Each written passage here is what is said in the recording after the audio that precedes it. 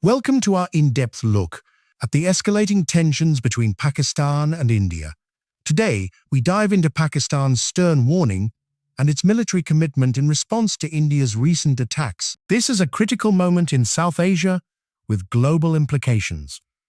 Let's break down the latest facts, updates, and what it all means step by step. The roots of this conflict trace back to the long-standing dispute over Kashmir. India and Pakistan, both nuclear-armed nations, have claimed the region in full since 1947. Kashmir is divided by the line of control, a de facto border that's been a flashpoint for decades. Tensions flared dramatically on April 22, 2025, after a deadly attack in Pahalgam. Gunmen killed 26 people, mostly Indian tourists, in Indian-administered Kashmir. India quickly pointed the finger at Pakistan, alleging it supported the militants. Pakistan denied any involvement and called for an international investigation. This attack set off a chain of events that brought the two nations to the brink of war. On May 7, 2025, India launched Operation Sindoor, a series of airstrikes. These strikes targeted what India called terrorist infrastructure in Pakistan. 9 sites were hit, including locations in Pakistan-administered Kashmir and Punjab. India claimed the targets were linked to militant groups like Lashkar-e-Taiba and Jaish-e-Mohammed. The operation lasted just 25 minutes, starting at 1:05 a.m. and ending by 1:44 a.m. India insisted the strikes were precise, avoiding Pakistani military or civilian sites. Pakistan, however, reported a very different story. According to Pakistani officials, the strikes killed at least 31 people. Among the dead were civilians, including a 3-year-old girl. 57 others were injured, and civilian sites, including a mosque, were hit. Pakistan's military spokesperson, Lieutenant General Ahmed Sharif, condemned the attacks. He called them a blatant violation of Pakistan's sovereignty. Prime Minister Shehbaz Sharif labeled the strikes an act of war. He vowed that Pakistan would retaliate at a time and place of its choosing. This strong rhetoric signaled Pakistan's resolve to respond forcefully. Pakistan's National Security Committee met urgently on May 7. The committee authorized the armed forces to take corresponding actions. Sharif called on the military to avenge the loss of innocent Pakistani lives. This marked a significant escalation in Pakistan's military posture. Pakistan's military commitment became clearer in the days that followed. On May 9, Pakistan claimed it had shot down 25 Indian drones. These drones were reportedly intercepted over cities like Karachi and Lahore. Pakistan also claimed to have downed 5 Indian fighter jets, including 3 Rafales. India has not confirmed these losses, and the claims remain unverified. The use of drones marked a new phase in this conflict. Experts call it the first drone war between nuclear-armed neighbors. Drones are cheaper and less escalatory than fighter jets, but still deadly. Pakistan's military said it targeted Indian air bases in retaliation. Operation Bunyan Mule Mahsoos, meaning Wall of Lead, was launched on May 10. Pakistan claimed it hit Indian military targets, including a missile storage site. India reported neutralizing Pakistani drones and missiles. Both sides accused each other of ceasefire violations. The tit-for-tat attacks raised fears of a full-scale war. On May 10, a ceasefire was announced mediated by the United States. President Donald Trump claimed credit for brokering the truce. Pakistan's Foreign Minister Ishaq Dar confirmed the agreement. The ceasefire called for an immediate halt to all military actions, but just hours later, both sides reported violations. India's Foreign Secretary Vikram Misri accused Pakistan of breaking the truce. Pakistan denied the claims and urged restraint. Explosions and drone sightings were reported in Jammu and Srinagar. The fragile ceasefire appeared to be unraveling. Pakistan's military remains on high alert, ready to respond to any aggression. Defense Minister Khawaja Asif emphasized a measured retaliation. He stated Pakistan would target only Indian military sites, not civilians. This commitment reflects Pakistan's aim to avoid broader escalation. However, the situation remains volatile, with both sides deeply mistrustful.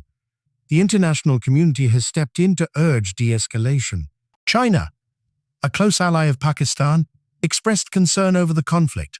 Foreign Minister Wang Yi called for calm and restraint. China shares borders with both nations and fears regional instability. The United Nations also called for both sides to avoid further violence. Secretary-General Antonio Guterres warned of the risks of a nuclear confrontation.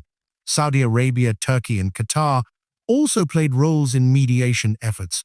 Despite these efforts, the ceasefire remains shaky. Pakistan's military commitment is shaped by its strategic priorities. It faces internal challenges, including an insurgency in Balochistan. The military is also engaged in fighting the Pakistani Taliban. These pressures stretch Pakistan's resources and focus, yet the conflict with India remains a top priority. Pakistan's leadership has vowed to defend its sovereignty at all costs. The country's nuclear arsenal adds a layer of complexity. Defense Minister Asif said nuclear weapons would only be used if Pakistan's existence is threatened. This statement underscores the high stakes of the conflict. India, too, has its own pressures and motivations. Prime Minister Narendra Modi faces domestic calls for a strong response. The Pahalgam attack fueled public outrage in India. India's strikes were framed as a necessary retaliation. Home Minister Amit Shah praised the military's actions. He said India is committed to eradicating terrorism. But Pakistan argues that India's claims lack evidence. Islamabad insists it does not support terrorism. Instead, it accuses India of spreading misinformation. The fog of war has made it hard to verify claims from either side. Social media is rife with propaganda and verified reports. Both countries have blocked each other's news sites. This has deepened public mistrust and confusion. The human toll of the conflict is heartbreaking. In Pakistan, communities near the border have been devastated. Hundreds have been evacuated from the line of control. In India, civilians have also suffered from shelling. At least 16 civilians were killed on the Indian side. Families on both sides are living in fear, hiding in bunkers. The conflict has disrupted daily life from cricket matches to schools. An Indian Premier League match was halted due to nearby military action. Pakistan moved its Super League matches to the United Arab Emirates. Schools in Indian-administered Kashmir were closed for safety. The economic impact is also significant. Pakistan's economy, already fragile, faces new challenges. India suspended the Indus Waters Treaty, a critical water-sharing pact. Pakistan called this an existential threat to its people. Trade and travel between the two countries have been halted. Airlines have diverted flights, and airspace restrictions are in place. The global community is watching closely. The United States has positioned itself as a mediator. Secretary of State Marco Rubio urged both sides to de-escalate. The US sees India as a key partner in countering China. But Pakistan's ties with China complicate the dynamics. Beijing has called for a lasting ceasefire through dialogue. The path forward is uncertain. Pakistan's military remains committed to defending its territory, but it faces immense pressure to avoid a broader conflict. India, too, must balance domestic demands with global calls for peace. The Kashmir dispute remains at the heart of this crisis. Without a resolution, tensions are likely to persist. Both nations have a history of de-escalating after crises. In 2019, after the Pulwama attack, diplomacy prevailed. Pakistan released an Indian pilot as a goodwill gesture. Such steps could pave the way for peace now.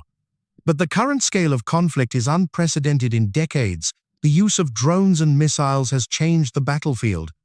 Both sides must navigate this new reality carefully. The world cannot afford a war between nuclear powers. Pakistan's stern warning reflects its determination, but it also highlights the need for dialogue. As we wrap up, let's reflect on the bigger picture. This conflict is not just about India and Pakistan. It affects global stability, trade, and security. The international community must push for a lasting solution. For now, Pakistan's military stands ready, but peace is the ultimate goal. Thank you for joining us for this detailed analysis. Stay informed, and let's hope for a peaceful resolution.